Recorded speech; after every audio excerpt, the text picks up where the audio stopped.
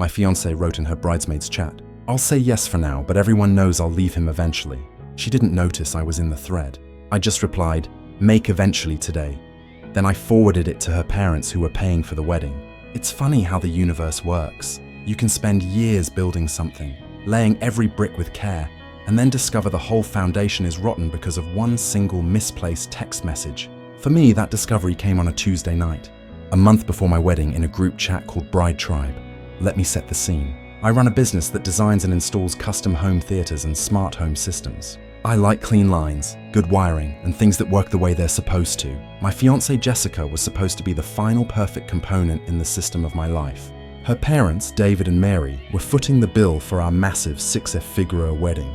They were wealthy, old money types who saw this wedding not as a marriage, but as a merger, a social event to cap off their daughter's perfect, privileged life. I liked David and Mary. They were good, decent people who had welcomed me into their family. They were proud of my business, proud of the fact that I built something on my own. They were also footing the entire bill for this wedding, a fact they reminded me of with a gentle but constant pressure. Their only daughter was getting married, and they wanted it to be the event of the year. Jessica loved every second of it. She loved the dress fittings, the cake tastings, the endless meetings with the wedding planner. She loved being the center of attention. I was happy to let her have the spotlight. I was marrying her, not the wedding. So, about the group chat, a few months ago, Jessica's maid of honor, a girl named Lauren, who I couldn't stand, created a group chat for the bridesmaids. It was for planning the bachelorette party, the bridal shower, all of it. For some reason, when Lauren was adding the bridesmaids to the chat, she must have mistyped a number. Instead of adding one of the bridesmaids, she had accidentally added me. My number was just one digit off from one of the other girls. It was a 1 in a million mistake. For months, I was a silent ghost in their chat. I'd get the notifications, hundreds of them a day, but I had the chat muted. I never looked at it. It was their space full of talk about dresses and drama I had no interest in. I figured I'd just leave the group after the wedding. But on that Tuesday night, a single notification popped up on my phone's locked screen. A preview of a message that made my blood run cold. It was from Jessica. He just proposed the most ridiculously expensive honeymoon. I'll say yes for now, but everyone knows I'll leave him eventually. I stared at the screen, the words not quite making sense. It had to be a joke, right? Some weird, cynical bridal humor I wasn't supposed to see. I unlocked my phone and opened the chat for the first time. I scrolled up, my heart pounding a slow, heavy rhythm in my chest. And there it was. Not just one message, but months of them. A secret second life my fiancé was living right under my nose. Are you sure you want to go through with this? You could still call it off and give up this wedding. Are you insane? My parents would kill me. Besides, it's not forever. It's just for now. Another bridesmaid named Olivia. But you don't love him. Love is a strong word. He's stable. He's reliable. He's comfortable. It's a good starter marriage. I'll give it a few years. Let him pay off my student loans, and then I'll move on to someone more exciting. What about the house? You know, he's planning on buying one after the wedding. Even better, a good divorce settlement will be the perfect down payment on a place of my own. I scrolled and scrolled through dozens, hundreds of messages. It was all there. A calculated, cold-blooded plan to use our marriage as a financial stepping stone. She was marrying me for the wedding, for the stability, and for the eventual divorce settlement. She was laughing about it with her friends, mocking my love for her, my commitment, my future plans. The woman I was about to promise my life to was a parasite, and her friends were her willing accomplices. I didn't feel anger. I felt a profound and chilling sense of detachment, as if I were a surgeon looking at a cancerous tumor on an X-ray. The diagnosis was clear. The only option was to cut it out completely and cleanly. I scrolled back down to her most recent message, the one about the honeymoon. Her friends were already replying with laughing emojis and encouraging comments. My fingers moved across the keyboard, my mind clear and sharp. I typed a single simple reply into the chat, the first and only message I would ever send to the bride tribe. Make eventually today.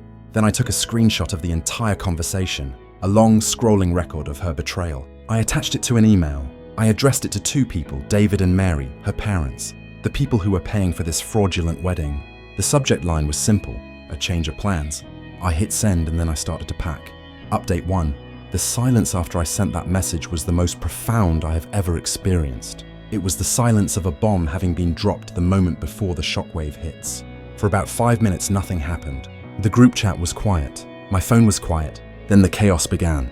The first reply in the group chat was from Lauren. the maid of honor. Who is this? Is this a joke? Then another bridesmaid. OMG, is that his number? How is he in this chat? Then a frantic series of messages from Jessica. Mark, what are you talking about? How did you see that? You're not in this group. This is a huge misunderstanding. We were just joking around. Mark, call me right now. My phone started ringing. It was her. I let it go to voicemail. It rang again and again and again. While it was ringing, I got a new notification, an email reply from her father, David. It was one word: unacceptable. A minute later, my phone rang again. This time it was David. I answered. His voice was low and tight, like a wire stretched to its breaking point. I'm looking at an email from you, Mark, he said. Tell me this isn't real. I'm afraid it is, David, I said, my voice calm. I was accidentally added to their group chat months ago. I never looked at it until tonight. What you're reading is just a small sample. There was a long pause on the other end of the line. I could hear a woman's voice in the background, muffled and distraught. It was Mary. I'm on my way over, David said and hung up. While I waited for him, I continued my work. I went through our apartment, a place I had moved into a year ago, but which was leased in both our names, and I started to pack my things, not hers. Mine, my clothes, my books, my work equipment. I was a surgeon, excising myself from a diseased body. Jessica was still calling, her calls now interspersed with frantic pleading texts. Please, baby, just talk to me. It's not what it looks like. I love you. You know I love you. My friends are terrible. They were just egging me on. I didn't mean any of it. The lies were so desperate, so transparent. It was almost pathetic. She wasn't sorry for what she had done. She was just terrified of the consequences. David arrived 20 minutes later. He looked like he had aged 10 years since I had last seen him. He walked into the apartment, looked at the half-packed boxes, and just shook his head. I've already spoken to the wedding planner, he said, his voice heavy. We're cancelling everything. We'll lose the deposits, but I don't care. I will not pay for a fraud. We sat in silence for a few minutes. I'm sorry, Mark, he finally said. I had no idea. We raised her to be better than this. I thought she was, I said. He told me he had called Jessica and told her to be at their house in an hour for a family meeting. He asked me if I would come. He said he understood if I didn't want to, but that he felt I deserved to be there to face her with them. I agreed. The drive to their house was surreal. Jessica was still sending me a constant stream of texts, each one more desperate than the last. She was now blaming Lauren, claiming her friend had stolen her phone and sent the messages as a cruel prank. When I walked into their house, the scene was tense and quiet. Jessica was sitting on the couch, her face pale and tear-stained. Mary was on the other side of the room, her expression a mask of cold, controlled fury. Lauren, the maid of honor, was there too, apparently summoned to answer for her part in the deception. Jessica jumped up when she saw me. Mark, thank God. Tell them this is all a misunderstanding. I didn't even look at her. I looked at David. He was holding a print out of the email I had sent him. The screenshots of the chat laid out like evidence in a courtroom. Jessica, David said, his voice booming through the silent house. I have 2 questions for you. Did you write these messages? And do you love this man? She looked at me, then at her father, her eyes darting around like a cornered animal. We were just joking, she stammered. It was just girl talk.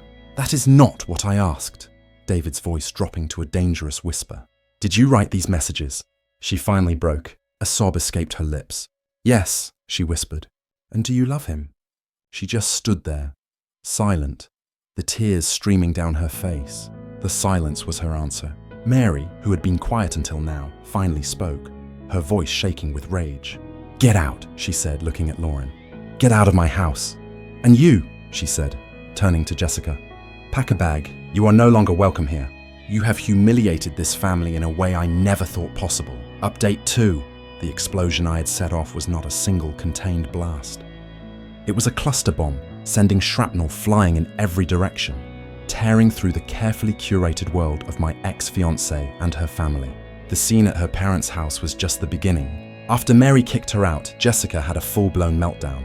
She refused to leave, screaming that it was her home, that they couldn't do this to her. It was Lauren, the now ex-maid of honor, who finally managed to get her out of the house. The wedding, of course, was cancelled, but David and Mary did something I never expected. The following day, they sent out an email to every single person on the guest list. It was a formal, brutally honest announcement. It is with the deepest regret that we announce the cancellation of the wedding between our daughter Jessica and Mark. This decision has been made due to the discovery of a profound and unforgivable betrayal on our daughter's part.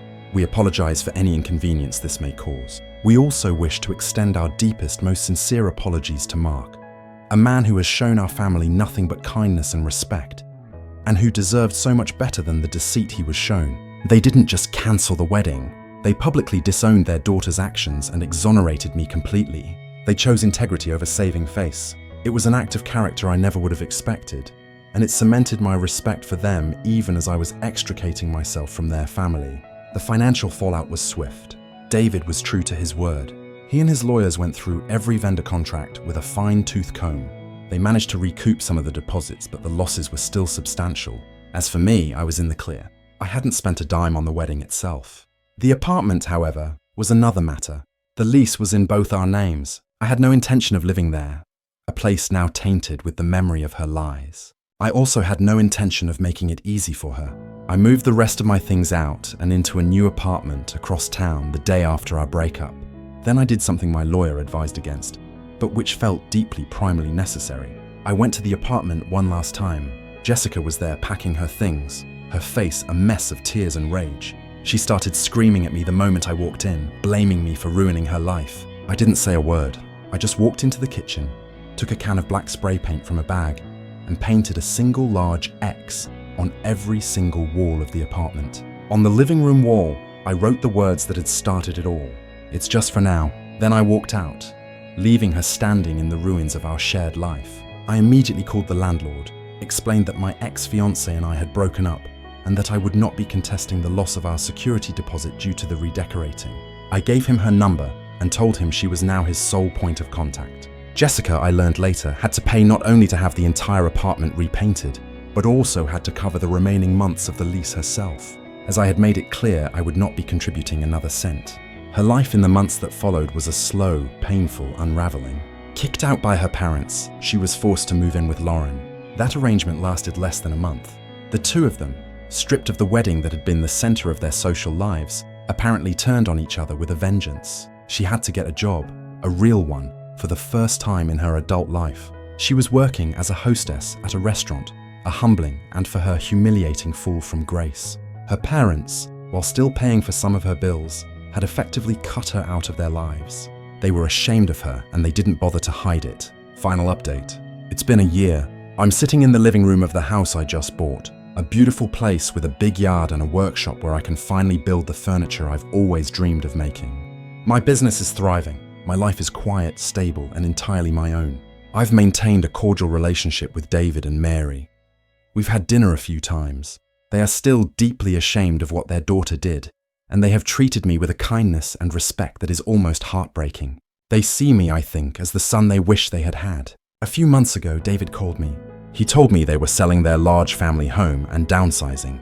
The scandal, he admitted, had taken a toll on their social lives, and they just wanted a fresh start. He asked if I would be interested in buying some of their furniture, as he knew I was still furnishing my new house.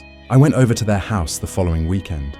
It was a sad, hollowed-out place full of boxes and memories. As David was showing me a beautiful antique desk, Mary came into the room. She told me Jessica was there in her old bedroom, packing up the last of her childhood things. She asked if I would be willing to just see her. For a moment I didn't want to, but I saw the pleading in Mary's eyes, and I agreed. I walked up the stairs and knocked on the door of her old room. She opened it. The confident, radiant woman I had almost married was gone. She was thin, pale, and her eyes were empty. "Mark," she whispered. We just stood there for a moment, two strangers who had once promised each other forever. "I'm sorry," she said, her voice barely audible. For everything, it was the first time I had ever heard her say those words without a hint of manipulation, without any agenda other than the simple, painful truth. I just nodded. "I know," I said, and that was it. There was no grand confrontation, no final satisfying speech, just a quiet, sad acknowledgement of the ruins she had made of her own life.